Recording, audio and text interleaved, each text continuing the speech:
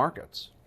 Well, I'm sure they're hoping for a deal of some sort or figuring out something so they don't have to shut down, but that's one of their options. And obviously, this whole thing is about leverage and negotiations and a deal and which of the many things being floated will be used. There's a lot of things that could happen here. But the first thing is what the Supreme Court says. And if they declare the ban constitutional based on national security grounds, someone has to do something, either Apple or Google or ByteDance.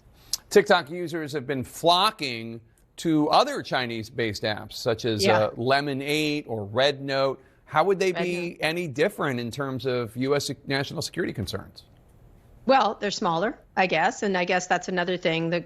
This is such a specific piece of legislation, which is one of the flaws of it. It should have been a much broader piece of legislation about foreign ownership, but they'll flock to them, and then they'd have to deal with that. Red Note is relatively delightful, and so we'll see what people do. It's interesting they're not flocking to American ones; they're flocking to these really innovative Chinese apps, which they're very good at these particular kind of apps.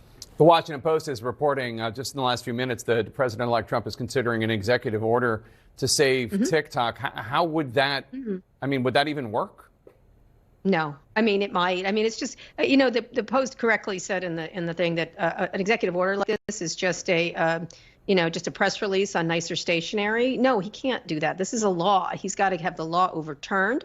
He doesn't have to enforce the law when he's not president when it gets banned. So he has another day before that. So he could not enforce it. And I know Pam Bondi wouldn't say whether or not she would. But these companies, it's a Supreme Court law. It's a law of Congress.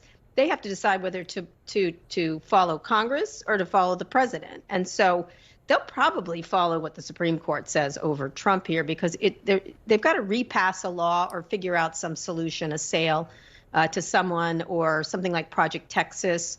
What's ironic here is Trump is the one that started this off, the ban. He was for the ban before he was against it, essentially. What do you make of this idea of selling TikTok by